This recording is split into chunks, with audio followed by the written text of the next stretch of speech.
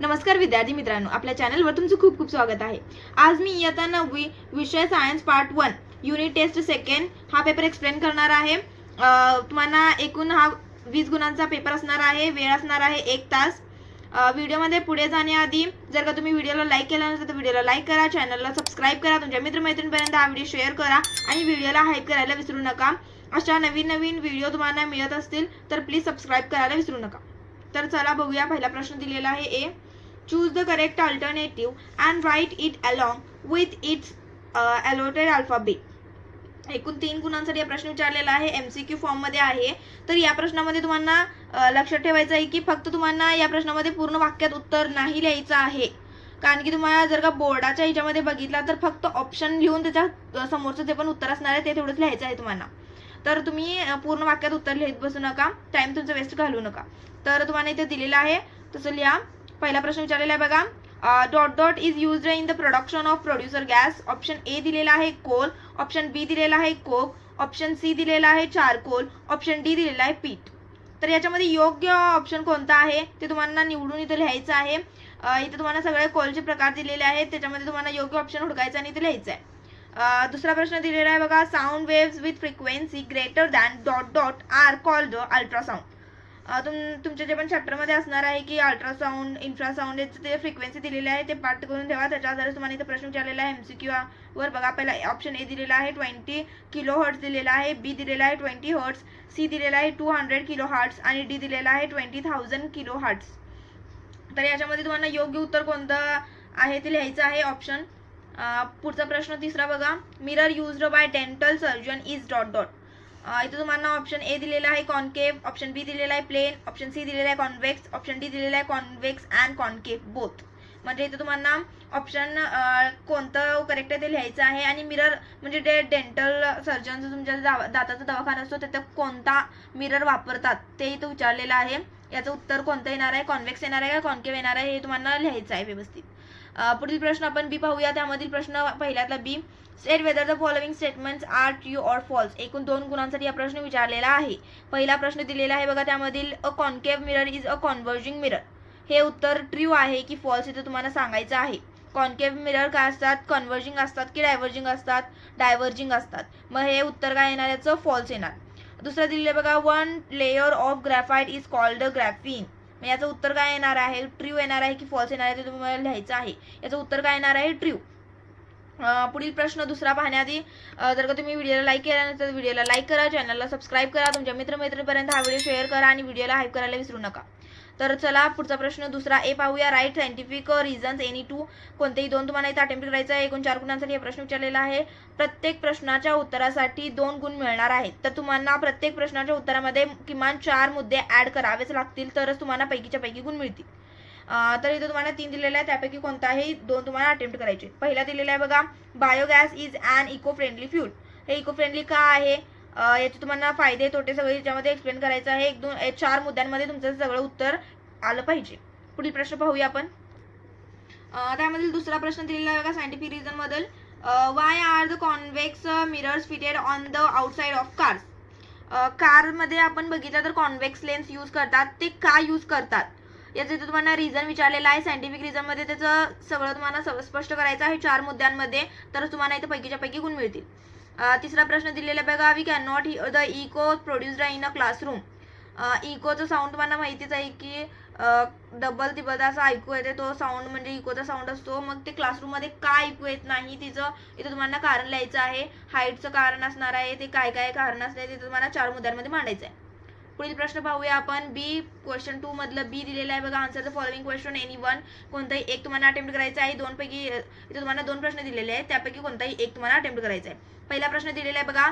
Which type of mirrors are used in the following. इथे तुम्हाला दिलेले आहेत साहित्य आणि त्याच्यामध्ये कोणता तुम्हाला मिरर यूज होतोय. कॉन्केव्ह मिरर यूज होतोय, कॉन्व्हेक्स मिरर यूज होतोय किंवा प्लेन मिरर यूज होतोय, इथे तुम्हाला ते सांगायचं आहे. एकूण 2 गुणांसाठी हा प्रश्न विचारलेला आहे. पहिला बघा ए दिलेला आहे पेरिस्कोप.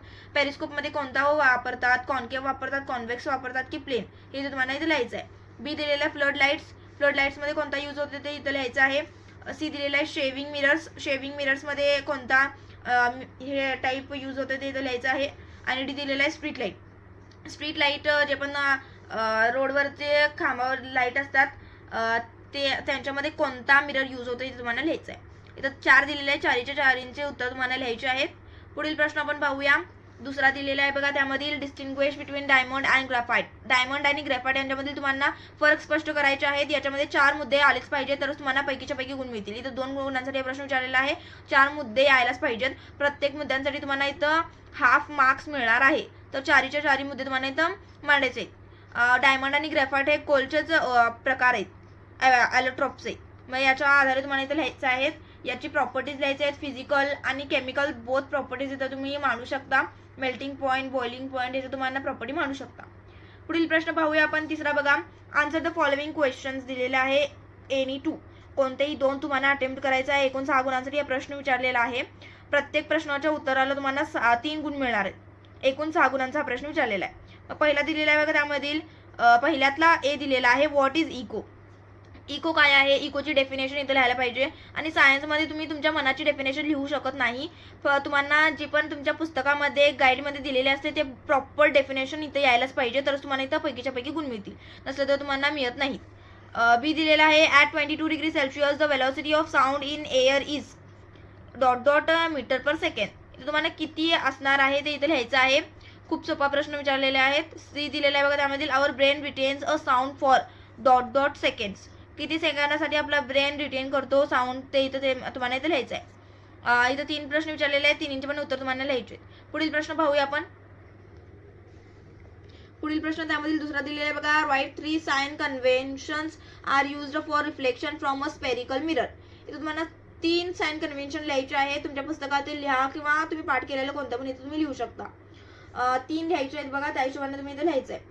एकूण 3 गुणांसाठी हा पण प्रश्न विचारलेला आहे. तिसरा दिलेला बघा, त्यामधील ए सोनार स्टँड्स फॉर. इथं तुम्हाला सोनारचा इथं फुल फॉर्म लिहायचा आहे, काय असणार आहे तो. आणि बी दिलेला आहे सोनार यूज टू. सोनार कुठं यूज होतो, कुठं आपण यूज करतो, जहाजामध्ये, जे पण समुद्रामधील असतात तिथे यूज करतो. सॉरी, इथं ते सांगायचं आहे. सी दिलेला आहे बघा, sonar technology was first developed during. केव्हा ती डेव्हलप झालेली सोनार टेक्नॉलॉजी, इथं तुम्हाला ते सांगायचं आहे. वर्ल्ड वॉर फर्स्ट और सेकंड. वर्ल्ड वॉर फर्स्ट मध्ये यूज झालेली की सेकंड मध्ये यूज करण्यात आलेली, इथं तुम्हाला ते स्पष्ट करायचं. तुम्हाला इथं दिलेलं आहे, त्याच्यामध्ये तुम्हाला उत्तर लिहायचं आहे. खूप अतिशय सोपा प्रश्न विचारलेला आहे, तर इथं तुमचे मार्क्स फुल यायलाच पाहिजे. इथं तुम्हाला 3 प्रश्न दिलेले आहे क्वेश्चन 3 मध्ये. त्याच्यामध्ये तुम्हाला फक्त कोणतेही 2 अटेम्प्ट करायचे आहेत.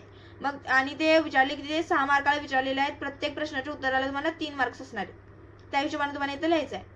पुढील प्रश्न शेवटचा पाहूया आपण. 4था दिलेला आहे बघा, सॉल्व एनी 1 दिलेला आहे. कोणताही एक तुम्हाला इथं सॉल्व करायचा आहे. 2 दिलेले आहे, त्यापैकी एक सॉल्व तुम्हाला करायचा आहे. एकूण 3 गुणांसाठी आपण प्रश्न विचारलेला आहे. पहिला दिलेला बघा, त्यामधील पहिल्यातला ए दिलेला आहे. What is hydrocarbon.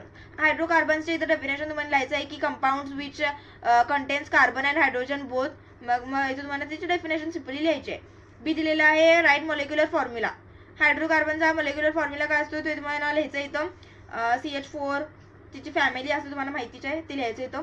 एक तुम्ही त्यामधलं CH4 पण लिहिला तर चालतं. सी दिलेला आहे draw structural formula of methane.